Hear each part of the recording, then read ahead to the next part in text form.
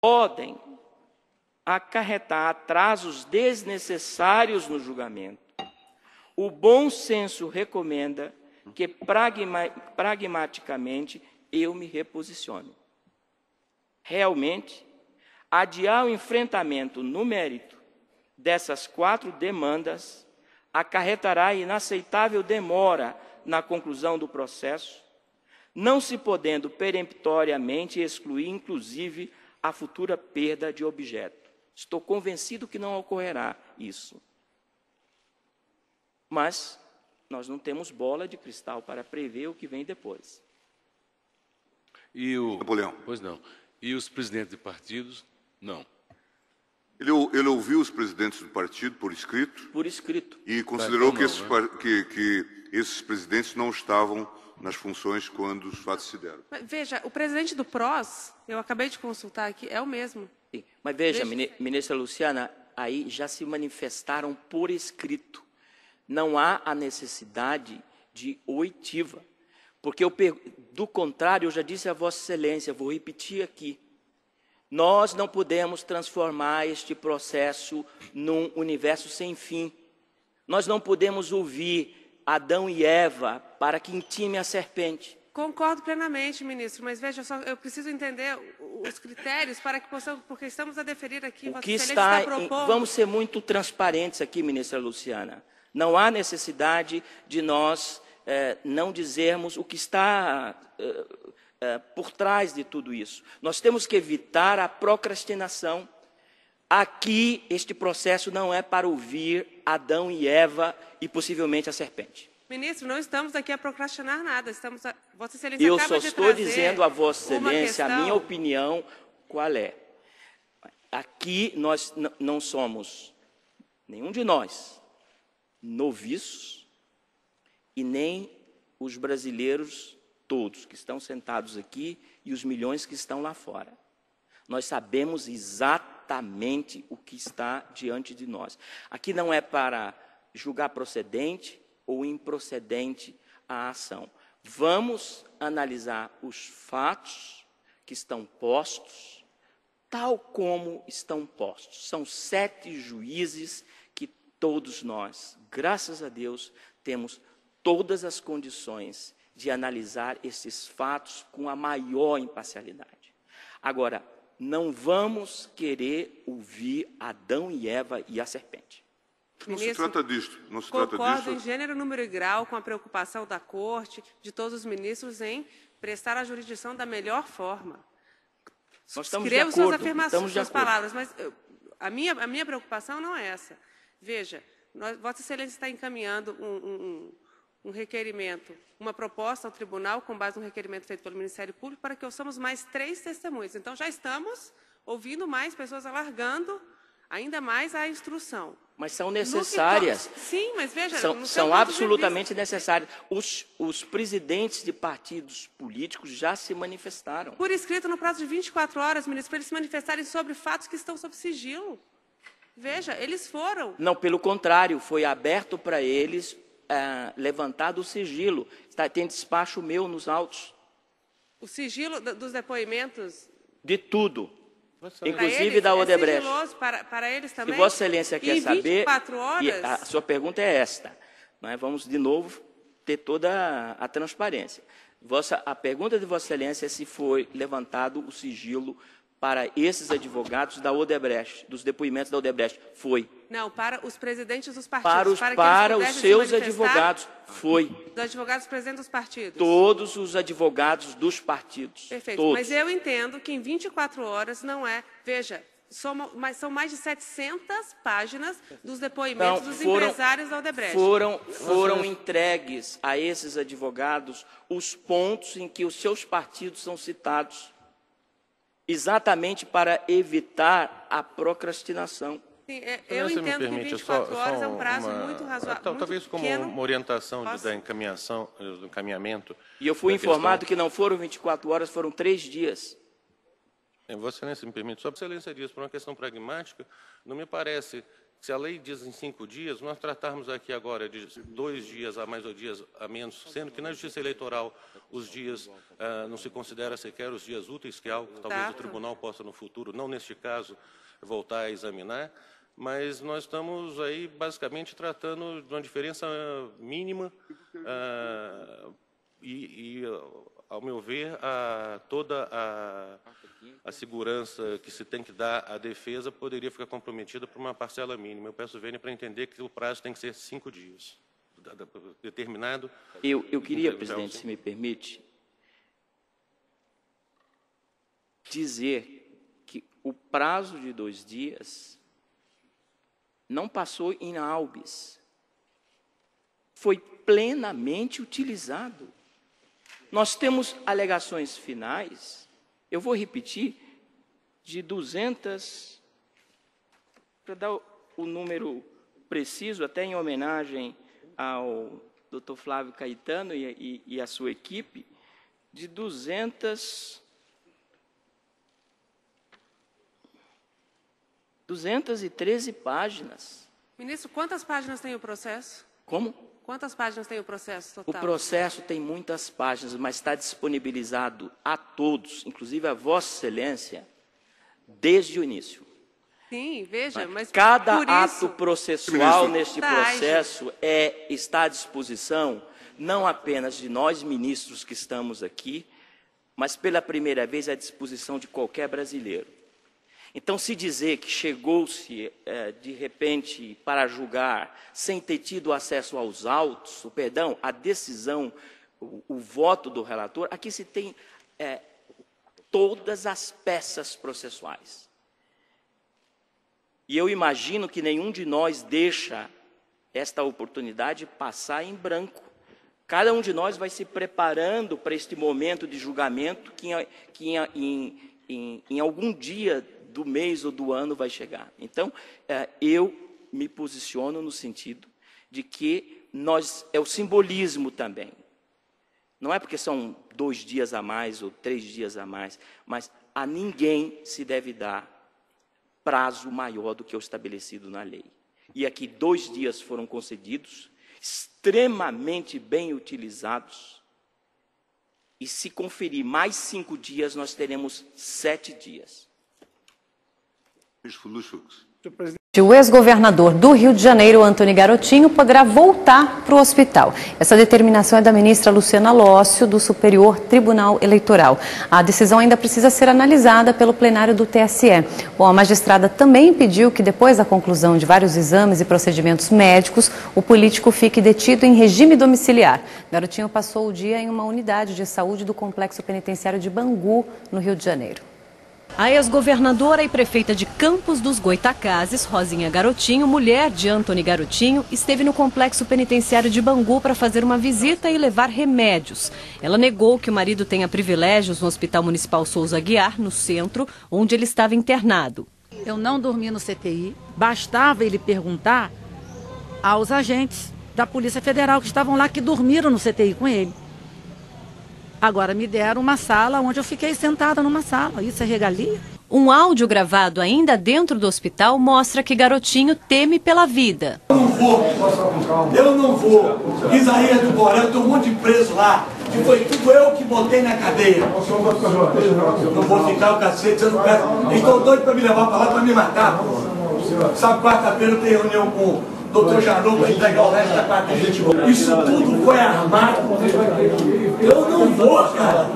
Não vou. Garotinho foi transferido para Bangu na madrugada desta sexta por uma decisão da Justiça. As imagens mostram a reação da filha do ex-governador, a deputada federal Clarissa Garotinho. Isso não é bandido! Isso não é Contenção, contenção. Eu quero ir no lance. Não filma não, que você vai levar como testemunha depois. Eu quero ir com ele! Deixa eu ir com ele! Clarissa, Marco, segura ela! O ex-governador foi preso por policiais federais acusado de compra de votos nas eleições deste ano. Bom, e o também ex-governador do Rio, Sérgio Cabral, permanece detido em uma cela com outras 5 pessoas no Complexo Penitenciário de Jericinó, também em Bangu. As primeiras imagens do político foram divulgadas hoje.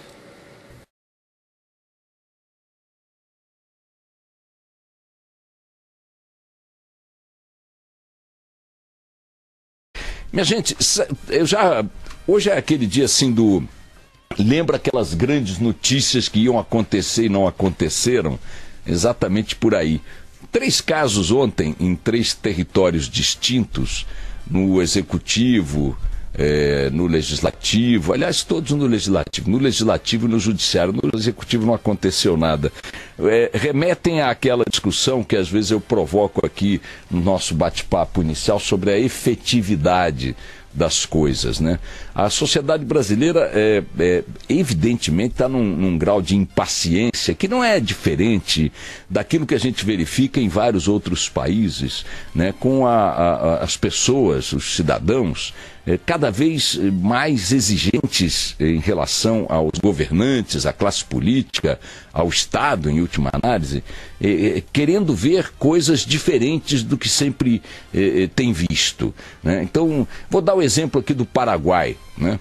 Os paraguaios foram lá, botaram fogo no Senado, no Congresso, meteram o pau, incendiaram aquela porcaria toda lá. Por quê? Porque os senadores resolveram se trancar numa sala e alterar a Constituição paraguaia, restabelecendo a reeleição presidencial. Projeto de interesse do atual presidente e até de alguns setores da própria oposição partidária. Os eleitores, os cidadãos lá, protestaram e levaram esse protesto a esse nível extremo de incendiar o Senado, etc. e tal, não porque sejam exatamente contrários à reeleição, até porque o próprio projeto estabelece que haverá um referendo popular depois, caso o projeto seja aprovado no Congresso. Aprova no Congresso, aprova lá na Justiça Eleitoral, depois passa no Senado, na Câmara e tal, depois vai para um referendo onde a própria população poderá dizer sim ou não quero a reeleição. Então por que a revolta? Pela forma, pelo jeitão. Como é que eles encaminharam esse troço? Em salas fechadas, em sessões fora do horário habitual, em acordos de bastidores, sem transparência, né? Uma maracutaia monumental dentro do Congresso paraguaio. Então a população foi lá e deu um sinal carbonário de que está de saco cheio das práticas, das normas, da forma de agir, né? E boa parte dessa impaciência, que não se vê só no Paraguai, se vê em muitos outros países, e não só em países subdesenvolvidos, decorre da exigência cada vez mais material de que as coisas precisam mudar, de que as coisas precisam ganhar um outro modelo na relação da classe política com as sociedades, né? Aqui o foco dessa impaciência, dessa insatisfação, desse desconforto, tem um ponto que me parece central, que é a baixa efetividade das coisas. Você acompanha o noticiário, o debate político, a análise dos especialistas, os artigos, etc. e tal, e tem a sensação de que o país está numa espécie de ebulição, de efervescência, porque algo está na iminência de acontecer. E aí você vai para os fatos concretos e vê que essa efervescência é uma pastilha de sonrisal dentro de um copo d'água. Faz aquela espumeira, solta as borbulhas e tal, mas o máximo que produz é uma flatulência oral. Então, vejam, ontem tivemos 3 coisas que comprovam um pouco esse minueto imutável da relação das organizações políticas, das instituições públicas com essa demanda da sociedade por algo que se concretize. Tivemos primeiro o maior julgamento do século. Vinha sendo tratado assim por todos nós. Ontem aqui a mobilização de manhã aqui na Band News FM não foi diferente em todas as redações. Era gigantesca em função do início do julgamento, do processo que poderá culminar com a cassação da chapa Dilma Temer por crime eleitoral. O TSE está há 2 anos e meio, coisa parecida, preparando-se para esse julgamento histórico e não sei o quê. Notem, deram-lhe essa dimensão histórica em função da repercussão no ambiente político, da forma como a imprensa tratou do assunto e vem tratando, etc. Então, a sociedade estava ali esperando algo. Então, finalmente o relator vai apresentar seu voto, e aí reúne todo mundo, imprensa internacional, grande afluência de pessoas ao tribunal, a mídia inteira atenta, links diretos de Brasília pelo satélite, a entrada de nossos correspondentes enviados especiais, especialistas, e análise daqui, análise lá, e fizeram a grande sessão, abre a sessão, canta o hino nacional, e os ministros falam, contam piadas, sorriem uns para os outros, os advogados falam obviedades, os analistas platitudes e tal, e aí a sessão começa para decidir o quê? Nada. Começa para decidir que não era para começar, que não era para fazer, que não tem julgamento, adia essa porcaria, mas adia para quando? Adiar é dizer, adia de hoje para um dia, não, adia para não sei, para nunca, sabe-se lá o quê e tal, e fica por isso mesmo. Note, não vai aqui nenhum pleito no sentido de que o processo tenha este ou aquele desfecho. Aqui, muito com os meus botões, me pergunto se eventualmente Temer for afastado, o que resultará disso aí. Não sei se resulta algo melhor ou pior, pouco me importa, mas não é que vai produzir uma consequência que eu tenha enxergado e tenha dito, oba, legal, vamos perseguir essa consequência. Eu não estou nem pregando aqui a necessidade de um desfecho nesta ou naquela direção. Estou apenas dizendo o seguinte, se me venderam esse peixe com o tamanho de uma orca, nem uma sardinha me entregaram. O resumo dessa ópera é o processo por qual toda a imprensa vem voltando os olhos, a classe política também, e dando a impressão para a opinião pública de que algo de efetivo acontecerá, ou pelo menos começará a acontecer, não aconteceu. É como se tivéssemos marcado um jogo de futebol, uma decisão de campeonato, todas as expectativas, entrevistas com o técnico, com os jogadores, com a família de jogadores, com a torcida, e a venda de ingresso antecipada, transmissão, não sei o quê, treinamento e tal, e não tem o jogo. Não jogou, a bola não rolou, pura e simplesmente a bola não rolou. E não é que não rolou porque houve uma tempestade sobre o estádio, não. Não rolou porque era para não rolar mesmo. Porque aí da Tavênia, mas eu vou convocar Adão e Eva para convocar a cobra, mas é uma paródia, o advogado, bom, a linha no seu... Nada, zero. Tudo isso que nós, jornalistas, com elevada dose de culpa, embrulhamos para você em torno desse assunto nos últimos meses, foi uma fraude. Uma fraude. Como acontecimento concreto, como coisa efetiva. Agora vamos para outro evento. Foram discutindo o negócio do Uber. Proíbe Uber, não proíbe Uber, libera o Uber, não libera o Uber, como é que libera? Tem um projeto. Tudo que vocês estão lendo hoje nos jornais sobre o Uber, deu lá um pequeno avanço num aspecto, no outro e tal, no sentido de evitar a concorrência predatória que veio acontecendo nessa área, e atendeu, numa certa medida bastante tênue, o pleito dos taxistas no Brasil, que estão sendo, segundo eles e segundo os fatos, né, simplesmente alijados de seu mercado por uma concorrência sem regras. Vale qualquer coisa para concorrer com taxista. É como se de repente, sob o argumento de que nós temos que aumentar a oferta e as opções do consumidor, você liberasse, por exemplo, açougues que pudessem vender qualquer carne sem controle sanitário, tá certo? Ao lado do açougue que não pode se livrar desses controles sanitários.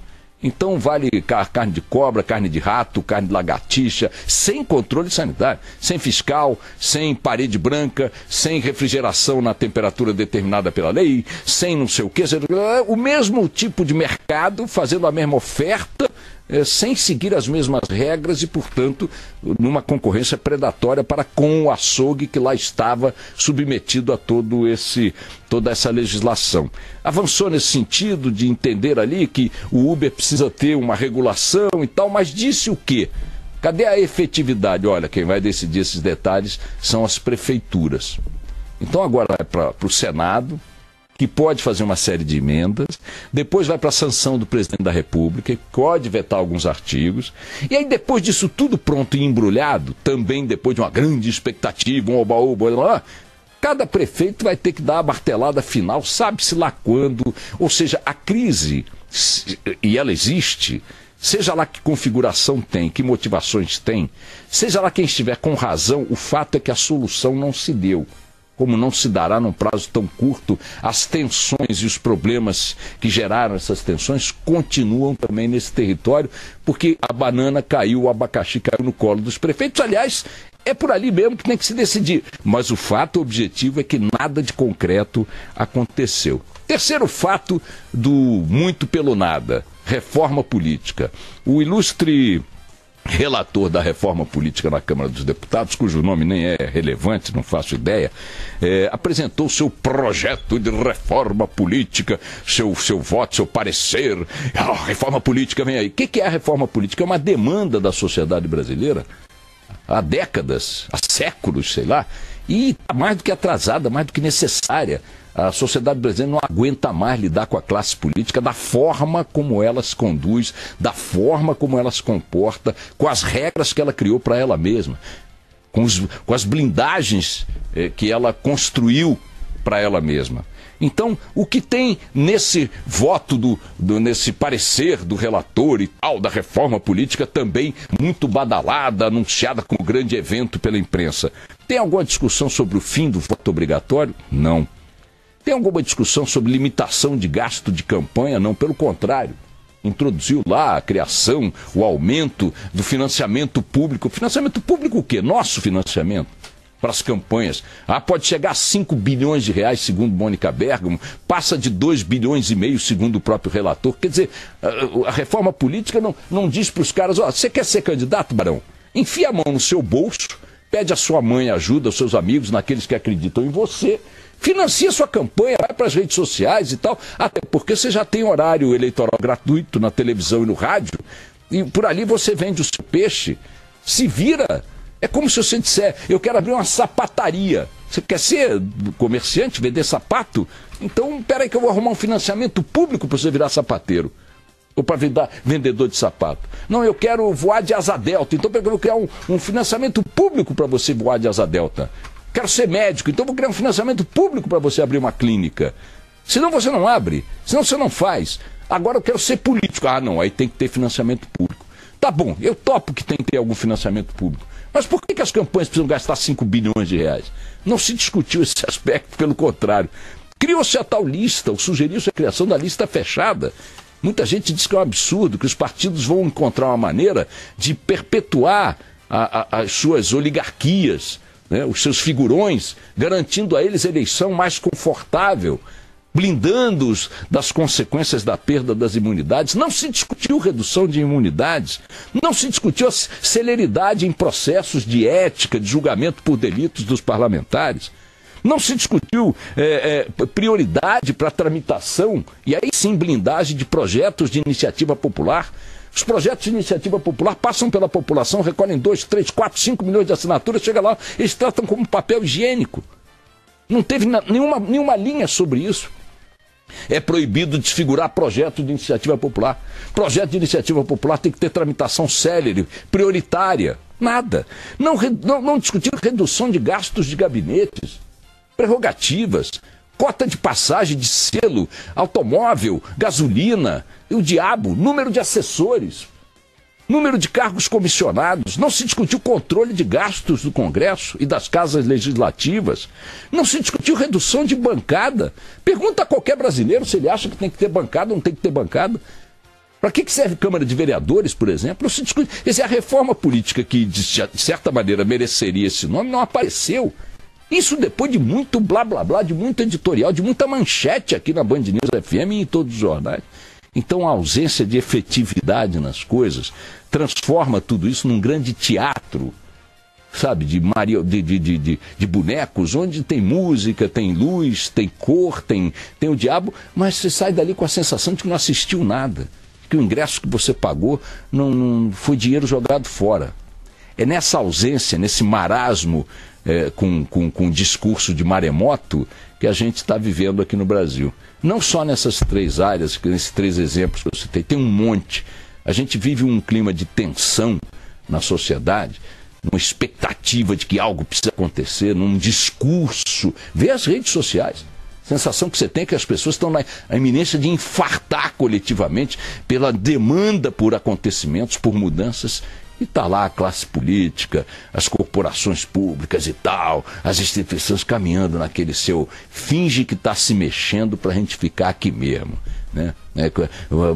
Faz marola aí pra gente fingir que tá fazendo alguma coisa. Nada, zero. Ou se zero não foi, o ritmo definitivamente não é o que nos interessa. Vamos lá.